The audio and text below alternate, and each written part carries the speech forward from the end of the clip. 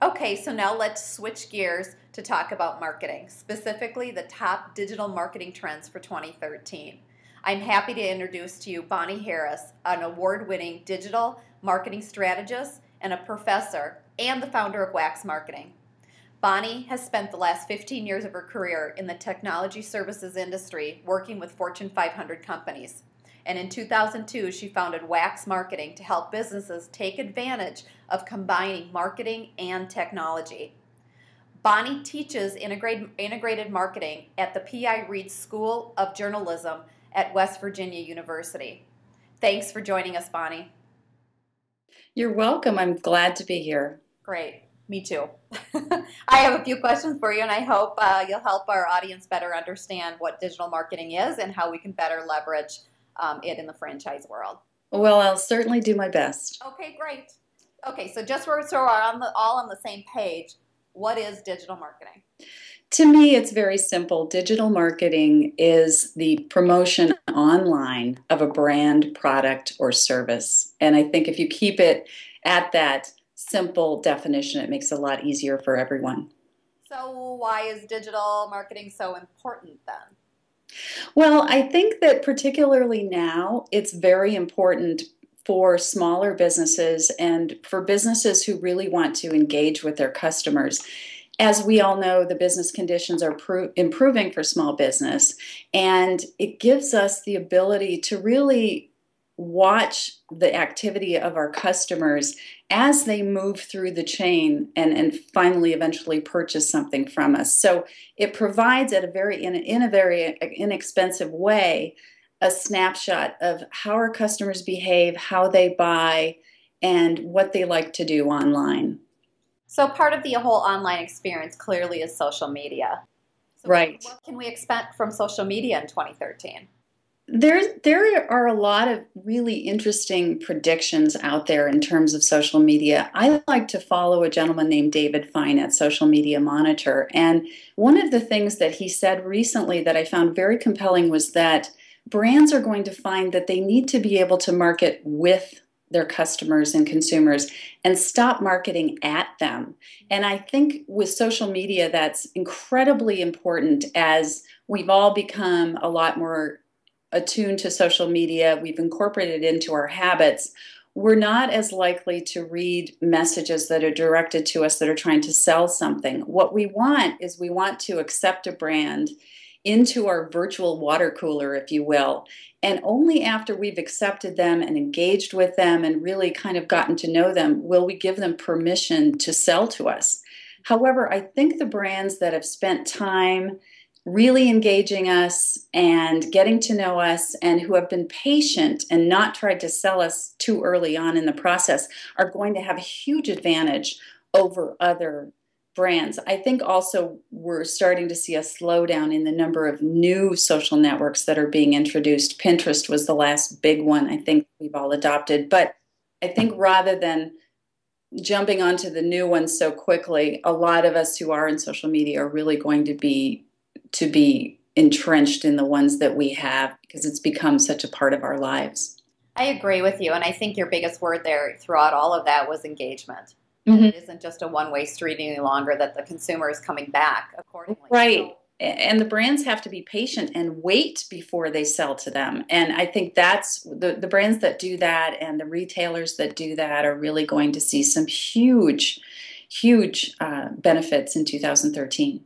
So what do you think the best digital channels for a franchise to use are coming up in 2013? I think it's different for every franchise. And I think the most important thing is that a franchisee really understands its customers and the audience it's going toward. And that's going to be different depending on where they're based, depending on the age of their typical customer.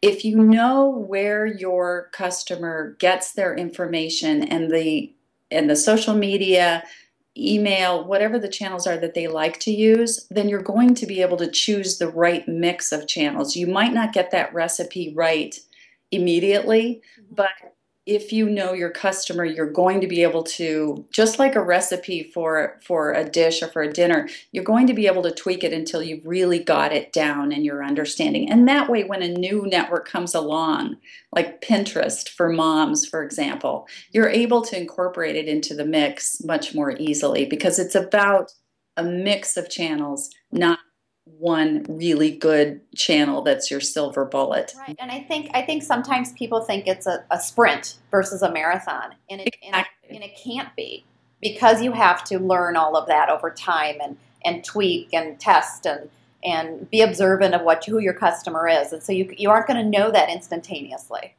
The best analogy that I heard was, if you remember, those of us who double jump roped when we were kids, you really had to watch the rhythm of it for a bit of time before you could step in. And if you think about it in that way, if you really monitor and look at those channels and really understand your customers and how they're participating in those channels, it's going to be much easier when you do jump in. Yeah, that makes sense. So what's the biggest mistake to avoid using digital marketing? There are really two mistakes that I see on a frequent basis. The first one is that people engage in a digital marketing campaign without having properly assessed their existing platform. So, in other words, they're spending a lot of time planning, they're spending a lot of time buying, but yet the place that they're sending their customers or these consumers back to is old. It's not refreshed. They haven't invested in their website. They don't have a current blog. They don't have the ability to do landing pages. So there's a tendency to try to jump into digital marketing, invest in that without making sure that their landing page and their launch pad, basically their website, is compelling and has new information.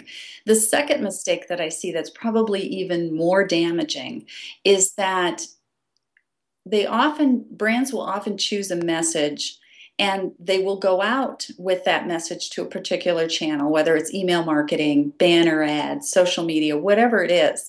If that message doesn't resonate immediately, instead of tweaking the message, they blame the channel. So I have quite a few customers or clients of my own that are new to digital marketing who say, well, banner ads don't work for us, or email marketing doesn't work for us. When really it's not the channel, it's the opportunity to tweak that message, and that's part of the beauty of digital marketing. So leave that channel completely when really it was just a matter of fine-tuning the message and testing and continuing to move forward until they find something that does work. Right.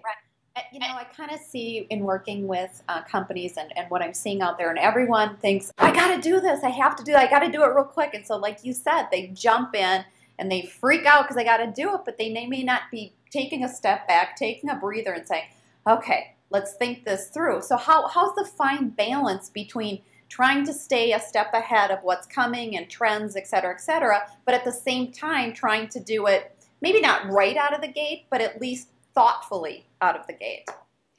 I think it's all about testing, and it's about understanding where you're at in terms of your own digital platform currently.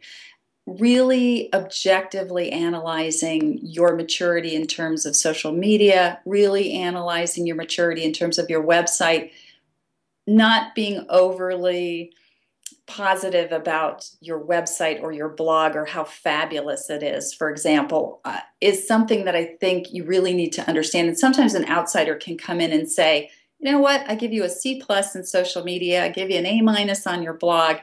Understanding how compelling you really are in the midst of everything that's out there will help you kind of understand how to create a digital campaign that's good for you and where you need to test and where you need to improve. And so I think that whereas traditional marketing is much more about research and understanding the message before you ever go out, digital marketing is a very iterative process, and you have to be patient and you have to go through each iteration and have those iterations be the size that's right for you in terms of budget, in terms of your current presence online, in terms of your social media footprint, if you will. And I think you're right. The iterations can be quick in digital, that it's not the whole print campaign where it takes months to get out and all of that. It is a relatively quick, fast-paced way to do things. So perfect. So what are some of the trends coming up for 2013 that you're seeing in digital marketing? The biggest trend that I see, and there was a great article in the New York Times about 3 days ago, is click to call. So we went through the whole pay-per-click, all of that. You'll see a lot of studies out there that are saying that pay-per-click in Google is dying. But what's happening with click to call is that marketers, particularly those with retail locations, are jumping on the bandwagon. And in 2012, the article said that our advertisers would spend $2.6 billion on click to call. If you look at the total number of dollars that are spent on advertising, that's not actually a huge number, except for two things. One, click to call ads are super cheap. So that means there's a lot of them out there. And two, that's tripled since 2010. We know that consumers will research passively on their computer. So if you're looking for a great place for a vacation, or if you're looking for a great pair of jeans, and you're not going to buy a pair in the next day or so, you'll often look on your computer. But if you're walking down the street and you get a call that you've got an interview the next day, for example, and you need a haircut, you'll go to your mobile phone. There may be, say you're on Foursquare, there's an ad on Foursquare for Great Clips, for example. It's a click to call ad, and there's a Great Clips 2 blocks away that says they're not that busy. That's the type of immediate conversion that smaller businesses, retail locations, and some others will really, really jump on, because it's fast, and we know that people are actually doing more and more transactions on their phone, and they're doing it in a geographic sense. In other words, they're in a particular location. They have an urge for a Subway sandwich, so to speak. So is click to call tied geographically, so they know where the person is and they're within X amount of radius from like you mentioned, Great Clips? Some of them are tied to GPS, yes. Some of them are simply click to call to get them to call right away and engage. I mean, again, just like anything, just like if your website isn't ready for people to come from emails, if your person answering the phone isn't ready, click to call is not a good option. But I think it's going to become even more sophisticated in 2013, and we're seeing a huge amount of increase in terms of people buying click to call ads and engaging with click to call ads. Great. Bonnie, thank you so much. That was really, really good information. And, you know, as they're planning for 2013, I think this is some good food for thought. Well, thank you. So I'm sure our audience has more questions. And if so, please remember our Twitter handle is @BluewaterBrand. And remember to use the hashtag DriveUp2013. And if you liked our webinar today, stay tuned for more great webinars coming from Bluewater in the future. Also, please go ahead and check out our website, bluewaterbrand.com, for additional insightful tools, ebooks, blogs, and other franchise marketing information, especially coming up for 2013. And with that, thank you so much for attending.